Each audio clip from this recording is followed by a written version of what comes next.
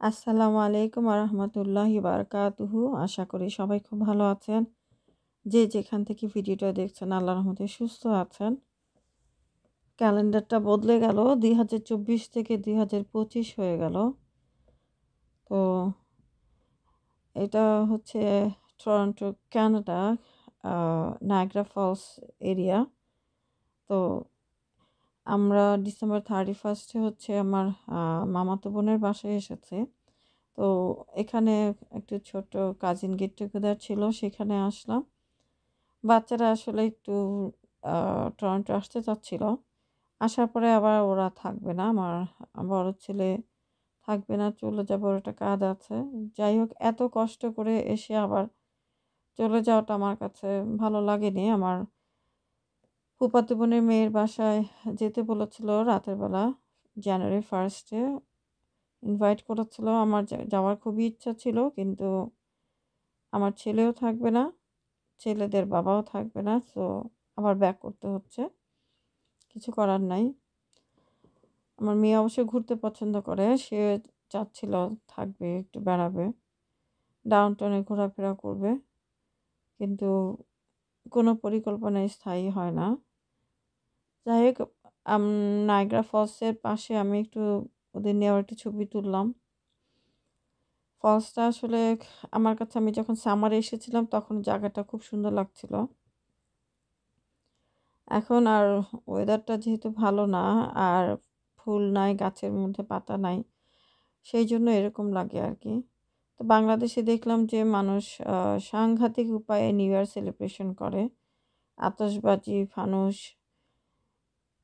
ও এগুলো আসলে এত অতিরিক্ত করাটা আমার কাছে মনে হয় যে আননেসেসারি। আপনি যেটা এনজয় করেন সেফটির ভিতরে, যাতে অন্যের সেফটি নষ্ট না হয়, সেইটা চিন্তা করে করা উচিত। কিন্তু লোকজনের এত চিন্তা ভাবনা নাই, ভীষণ আবেগী। রজব মাস শুরু হয়ে গেছে। পুণ্য করাটা আমি দেখলাম যে খুব একটা কঠিন না আসলে, কিন্তু পাপ থেকে বিরত থাকাটাই সবচেয়ে কঠিন আমার মনে হচ্ছে। মানে আমরা অনেক কিছুকে মনে করি যে না, এটা হয়তো বা গুনার কাজ না, কিন্তু আহ, ওইটা গুনার কাজ। সেই জন্য এই রজব মাসে যেগুলো গুড ডিড, সেগুলো মাল্টিপ্লাই হয় অনেকে বলেন, এবং ব্যাড ডিডগুলো ওজনে বেড়ে যায়। পুরো 1 মাস, 1 মাস কিন্তু 30 দিন, সোজা কথা না। তো এটা ছিল রাতের ভিউ যাওয়ার দিন। এখানে নায়গ্রা পার্কওয়ে দিয়ে যে ডুফারিন্স আইল্যান্ড, না ডাফারিন্স আইল্যান্ড, যাই হোক, হোয়াট এভার, আমার উচ্চারণ ভুল হতে পারে, সেটার আশেপাশে একটা ইলুমিনেশন আছে, সেটা দেখে তারপর আমরা আহ, গেলাম এদিক দিয়ে। আশেপাশে রাতের ভিউটা নায়গ্রা আমার মনে হয় উইন্টারে বেটার,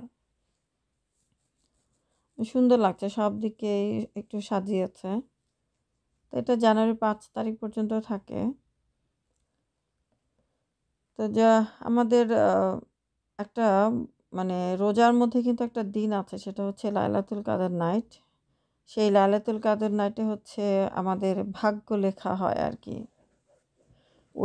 ওই নাইট থেকে পরের বছরে রোজা লাইলাতুল কাদের নাইট পর্যন্ত আমাদের জীবনে কি কি হবে না হবে সব কিছু নির্ধারণ করা হয়, এবং কে বেঁচে থাকবে কে মরে যাবে ওই তখনই কিন্তু এটা ডিসাইড করা হয়।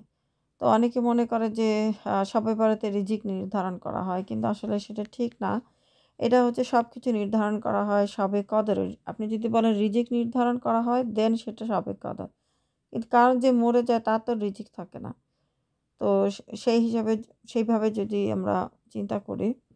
এছাড়া কে হজে যাবে, কে মারা যাবে, কার বিয়ে হবে, কার বাচ্চা কাচ্চা হবে, কে জব পাবে, সব কিছু আসলে, কে অসুস্থ হবে, ওই শবে কদর রাত যেটাকে লাইলাতুল কাদর, সেই রাতে ডিসাইড করা হয়। যদিও লাইলাতুল কাদর নাইটটা ফিক্স না, সেটা রমজান মাসের, মানে রমাদানের লাস্ট 10 নাইটসের মধ্যে যে কোনো এক রাতে হতে পারে। তো সেটা অনেকে, আমাদের বাংলাদেশে সবসময় 26 নাইট বা 27 রোজার না রাতটা পালন করা হয়, কিন্তু এটা নাও হতে পারে, 25 হতে পারে, 23 হতে পারে, 27 হতে পারে, 29 হতে পারে। বেজোড় রাতগুলোতে প্রফেট মুহাম্মদ সাল্লাল্লাহু আলাইহি ওয়াসাল্লাম খুঁজতে বলেছেন। আবার লাস্ট 10 দিনে আসলে খুঁজতে বলেছেন। বেজোড়াতে পাওয়ার সম্ভাবনাটা বেশি। আর লাস্ট 5 ডেজ এর মধ্যে যে বেজোড়া সেগুলোতে পাওয়ার সম্ভাবনা আরো বেশি। তো সেই রাতগুলোর মধ্যে যেকোনো একটা হচ্ছে শবে কদর বা লাইলাতুল কদর নাইট, যেই নাইটটা একটা রাতে ১,০০০ মাসের থেকে বেশি। সাংঘাতিক অবস্থা কিন্তু চিন্তা করলে। তো সেইরকম একটি রাত আজ থেকে মার্চের শেষের দিকে হবে ইনশাআল্লাহ। যদি বেঁচে থাকি তাহলে পাবো। আল্লাহ আমরা যেন ইবাদতের মাধ্যমে কাটাই, কোনো ধরনের খারাপ কাজ না করি আরকি। এটাই আমার কাছে মনে হয় সবচেয়ে বড় একটি চ্যালেঞ্জ আমার মনে হয়। আর রজব মাসেও এটা চ্যালেঞ্জ যে 1 মান্থ আ চিন্তা করা যে যাই করছি সেটা যদি খারাপ কাজ হয় সেটা কিন্তু ওজনে বেড়ে যাবে। সাংঘাতিক একটা মানে ব্যারিয়ার আরকি। তো যে আমরা যেটাই করি সাবধানতার সাথে করতে হবে। রেড অ্যালার্ট আরকি। তো এ আমার কিন্তু আ অনেক কাজিন থাকে এই টরন্টোতে, কিন্তু সবার বাসায় আসলে যাওয়া সম্ভব হয় না। তো আমরাও ওয়ান নাইট হোটেলে ছিলাম। তো এইটা হচ্ছে হোটেলটা আমি এত ভালো এক্সপেক্ট করিনি আসলে। কিন্তু খুবই সুন্দর ছিল। আমার কাছে খুব ভালো লেগেছে। আমি হয়তোবা রেকমেন্ড করব বা আসবো ওনাদের এখানে। বিহেভিয়ারও খুব ভালো ছিল। তো আমরা হোটেলে গেলেও দেখা যায় আমাদের বালিশ, কাঁথা সব কম্বল অনেক কিছু আমরা নিয়ে যাই। তো সেইগুলো দিয়ে আমার ছোট বাচ্চাটা আ ফ্লোরিং করাই। কারণ খাটগুলো উঁচু থাকে তো যদি পড়ে যায় সাইড থেকে এই টেনশনটা কাজ করে। তো যাই হোক, আসলে আ এই যে থাকার একটা ব্যবস্থা করা যায় সেটা কিন্তু অনেক বেশি। কারণ আমেরিকা, কানাডা হয় কি যে সবাই যার, যার মতো আসলে বিজি থাকে। আর আমার কাজিনদের অবশ্য আ সবাই বেশ আ স ওদের সেটেল আসলে সবাই। তো আমার যদি দেখা হয় না আমার খুবই ভালো লাগে। যে আমি যদি অল্প সময়ের জন্য যাই, তাও আমার মনে হয় যে একটু কষ্ট করে ড্রাইভ করে গেলে অল্প সময় কাটালেও সেটা আমার মানে একটা ভীষণ পজিটিভ এনার্জি কাজ করে।